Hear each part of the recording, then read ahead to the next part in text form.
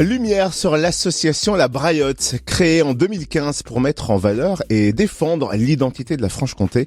Depuis, l'association a lancé des livres Moi, je parle de comtois, pas toi, et aussi des calendriers. Et l'édition 2022 est prête, on la découvre avec Sophie Garnier, fondatrice de l'association La Braillotte. Bonjour.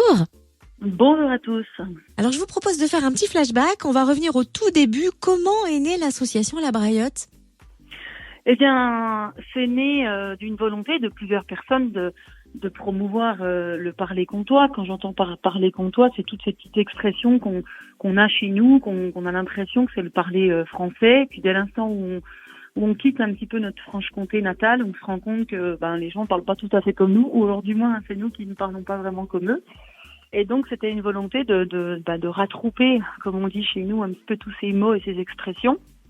Et puis personnellement, j'avais noté des expressions de ma grand-mère qui aujourd'hui est décédée, mais j'avais pas envie d'oublier ces mots-là, et donc j'ai essayé en tout cas de les mettre dans un livre, et j'ai retrouvé ce livre et j'avais cette volonté-là de vouloir les transmettre, quoi.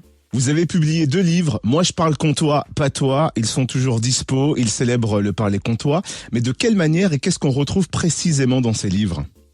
Alors l'idée c'était d'avoir de recenser un petit peu de nombreux mots et expressions que l'on utilise, parce que dans le Haut-Doubs, les expressions ne sont pas tout à fait les mêmes qu'au fin fond de la Franche-Comté, ou de la Haute-Saône ou du territoire de Belfort.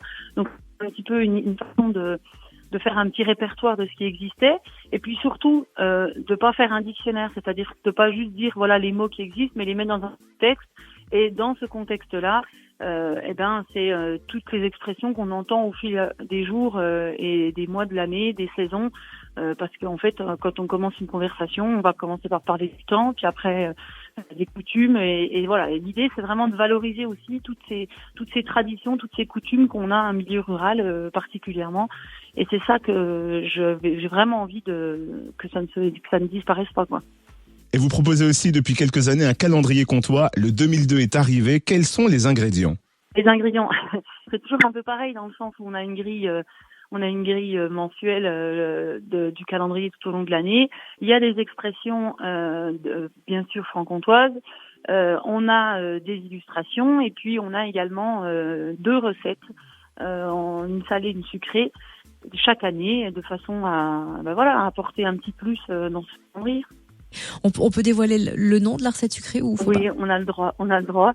Cette année, c'est l'arboisien. C'est un gâteau donc d'une spécialité d'Arbois qui a la particularité de ne pas avoir de farine. Alors j'entends par là, c'est avec de la poudre d'amande et de la noisette, et c'est un gâteau franchement succulent que je vous invite à faire, parce qu'il surprend toujours beaucoup de monde. Qui va concurrencer la galette.